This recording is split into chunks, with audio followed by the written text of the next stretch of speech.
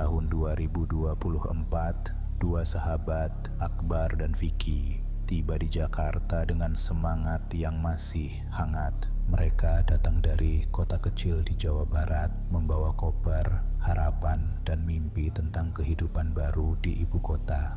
Tapi seperti banyak perantau lain, mereka cepat belajar satu hal. Di Jakarta, semua hal ada harganya. Bahkan yang terlihat murah seringkali menyembunyikan sesuatu. Mereka menemukan sebuah kos kecil di daerah Pasar Minggu. Pelangnya bertuliskan, "Kos Pak Munjul, nyaman dan aman, harga terjangkau."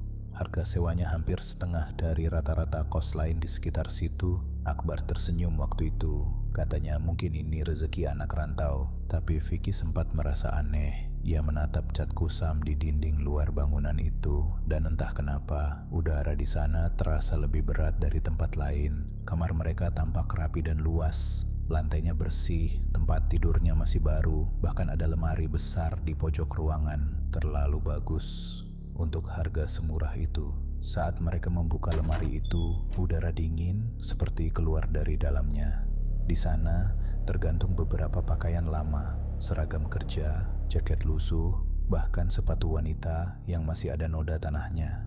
Mereka berdua sempat saling pandang, seolah barang-barang itu ditinggalkan dengan tergesa-gesa. Akbar menertawakan ketakutan itu, menyebutnya hal biasa.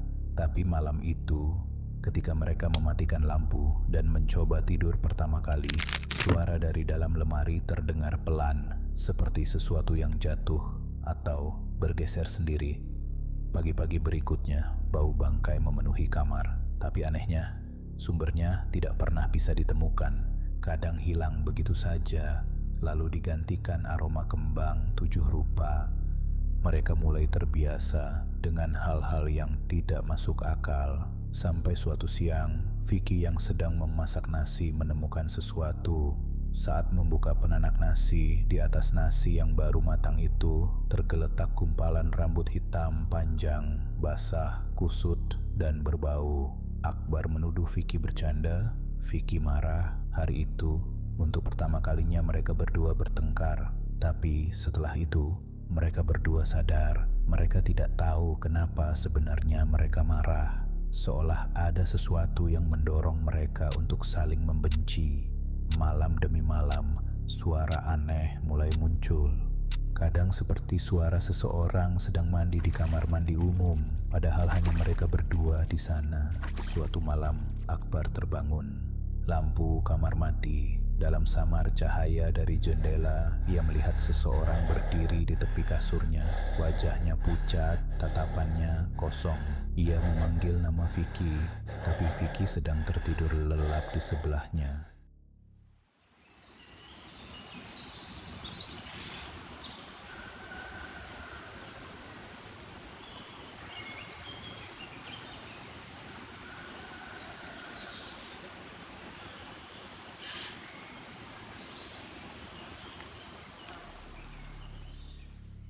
Keesokan paginya, mereka bangun dengan bau busuk yang lebih parah dari sebelumnya. Bau itu kini menempel di tubuh mereka. Orang-orang di kantor mulai menutup hidung saat mereka lewat. Suatu sore, setelah salat berjamaah di kamar, mereka berdua melihat bayangan hitam di dinding. Bayangan itu tidak mengikuti gerak tubuh mereka, tapi berdiri di belakang mereka dengan kepala miring ke satu sisi. Besoknya, Akbar pulang lebih lambat dari biasanya. Vicky tertinggal sendirian di kos.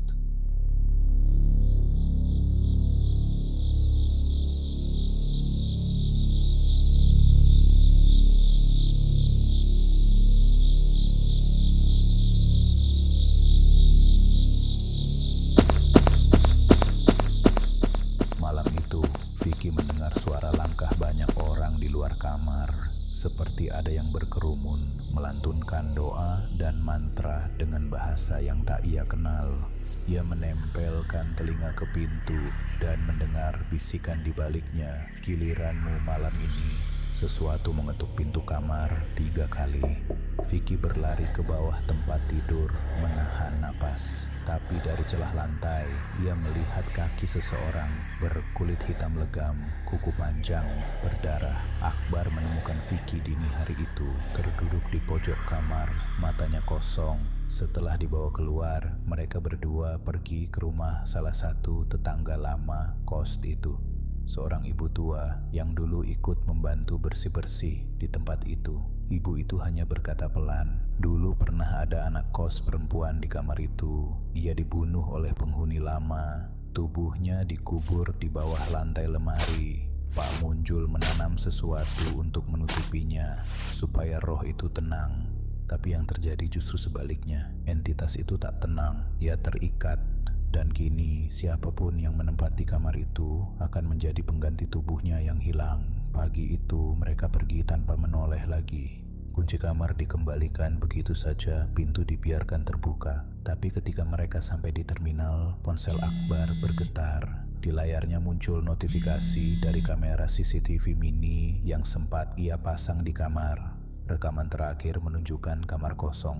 Pintu lemari terbuka perlahan, lalu dari dalamnya tangan pucat keluar dan menutup kamera. Mereka selamat, tapi sampai hari ini, setiap kali Akbar memejamkan mata, ia masih bisa mencium bau kembang 7 rupa itu. Bau yang tak pernah benar-benar hilang.